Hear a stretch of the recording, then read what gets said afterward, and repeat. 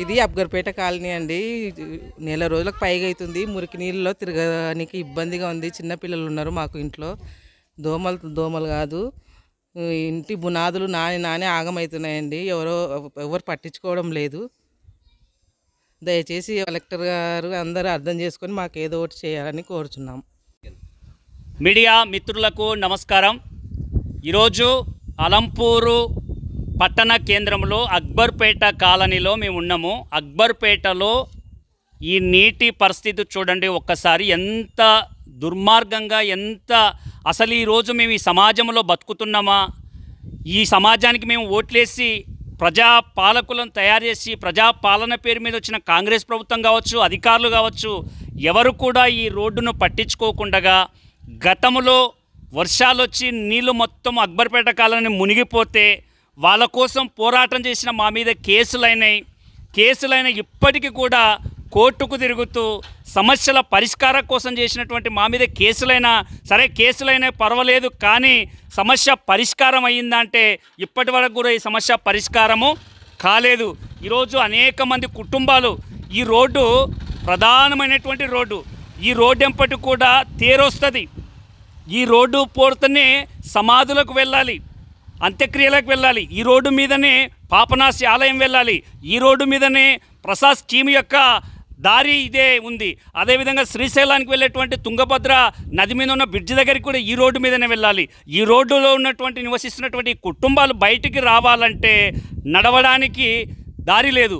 ఈ under ground drainage నీళ్ళన్నీ కూడా పైకొస్తున్నాయి, పైకొచ్చి ఇళ్లలోకి వెళ్ళిపోతున్నాయి. ఇక్కడ దోమలు, తర్వాత పిల్లల యొక్క చదువుకున్న పిల్లలకు వ్యాధులు, విరోచనాలు వస్తున్న మున్సిపల్ కమిషనర్ గారు,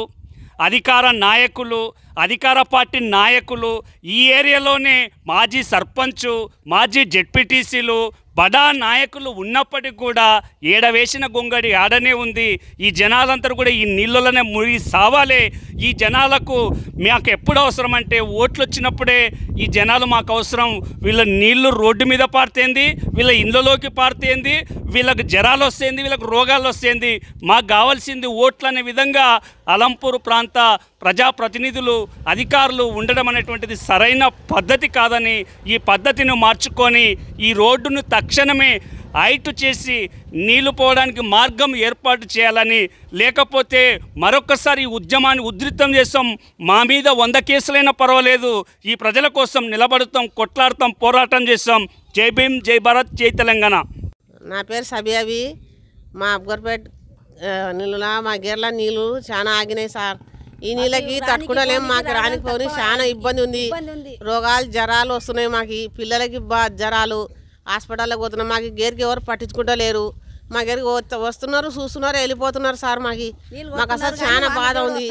ఏం చేయాలా మేము? మా పరిస్థితి బాగాలేదు. ఈ నుంచి ఆడ వరకు పోవాలంటే అక్కడ కళ్ళు గేరు నుంచి ఇక్కడ పై గేరు పోయే వాళ్ళకి నీళ్ళు మొక్కలతో నీళ్ళు ఉన్నాయి. మాకు 2 నెలలు అయితే నీళ్ళు తక్కువ అయితే లేవు. నీళ్ళు కొడుతున్నా తక్కువ అయితే లేదు. మా బాధ ఎవరు అర్థం చేసుకుంటలేరు. మేము బురదలో రావాలంటే మాకు జ్వరాలు, కాళ్ళ నొప్పులు, కాళ్ళు చెడిపోయినాయి. నీళ్ళలో తిరిగి మాకు ఎంత మందు రాసాయని టీపులు రాసా కూడా మాకు తక్కువ అయితే లేవు. మాకు గరికి ఎవరు పట్టించుకుంటలేరు సార్.